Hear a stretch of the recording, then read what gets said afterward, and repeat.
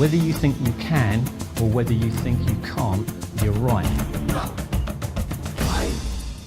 With regards to sales, well, one of the great things I like about sales is it's not an exact science. No one can absolutely say that if you do certain things in a particular sequence, a positive event will occur. You can't guarantee that, but we do know though that certain events have to happen in a particular sequence. The better we are at doing those, the more likely we are to have an event which is positive, which favours us and the client in terms of an outcome.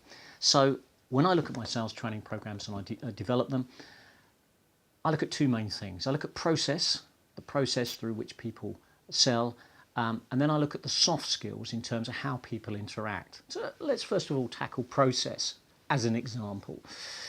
One of the areas I look at, not exclusively, but one of the areas is I look at an area called key ratios and key ratio analysis, because I know that having the right activity in the right place with the right people should and will increase the likelihood of a positive event occurring, i.e. a sale, if we keep it in its simplistic form.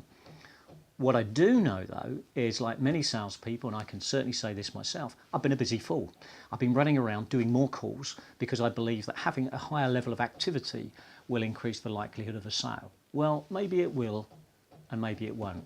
What I'm more interested in, people working smarter, not harder. If someone can do the same amount of work and be more effective in 7 hours, why spend 10 hours doing it?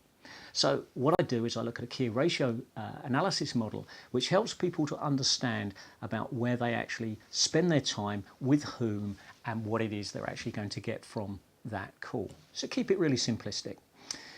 If I know that my average sale is £1,000, and I know I've got to sell £4,000 worth of product or service in a week, I know I need to make 4 sales. But I also know, me like you, I don't close every piece of business. So now I need to think about ratios. So if I make 1 sale for every client I meet, I now know I need to make 16 calls in 1 week to get the 4 sales of an average sale of 1,000, which will give me my £4,000. Now, I'm using that as a very simplistic example, and you can get overly complex depending on the nature of the business environment that people work in. But that's a fundamental. What I've done as a sales manager, if you take that as a simple principle, is I've allowed people to fail in advance of the event occurring. So if you go back to my example, £1,000 average call sale, a conversion rate of 1 in 4, I've allowed my salespeople to come back to me and say, Don, I've got 10 meetings booked next week. I said, fantastic. Good selling. Then unsurprisingly, at the end of the week, they've actually failed. But I actually knew that a week ago because the key ratios didn't stack up. So it's one of the areas I start looking at with regards to process. It's not about doing more, it's about being more effective.